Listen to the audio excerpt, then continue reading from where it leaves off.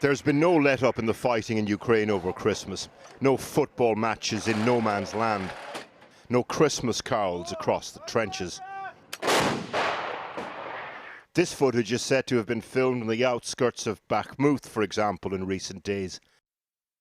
If it is what it says it is, Christmas on the front line, more apocalypse now than silent night.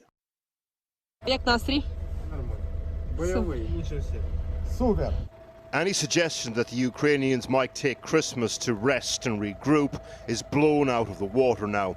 If anything, they're turning the screw on the Russians as they try to integrate thousands of troops arriving on the front line as part of the mobilization announced in September.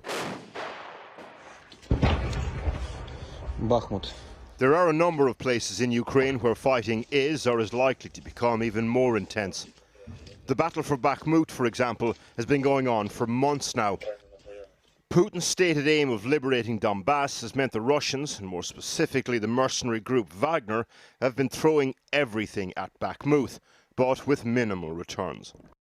A second area of interest is here, around the cities of Kreminna and Svatova. There are reports that the Ukrainians are now on the outskirts of Kreminna, with rumours of a partial Russian retreat. Finally, further south, from Zaporizhia in the direction of Melitopol.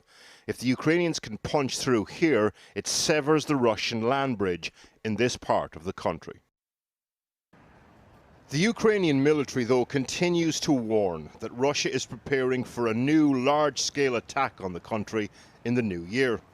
Today, Putin and Belarus's Lukashenko met for the second time in 2 weeks, this time in St. Petersburg, under a version of the painting, The Appearance of Christ to the People. Another meeting prompting more speculation that Putin is trying to cajole Belarus into joining his military campaign in Ukraine rather than just facilitating it, something Lukashenko has so far resisted. In Kyiv today, the widow of Ukrainian soldier Volodymyr Yezhov at his commemoration service. Almost 12 months of war now. Thousands of funerals in Ukraine and in Russia. In a war that Vladimir Putin thought would be over in weeks.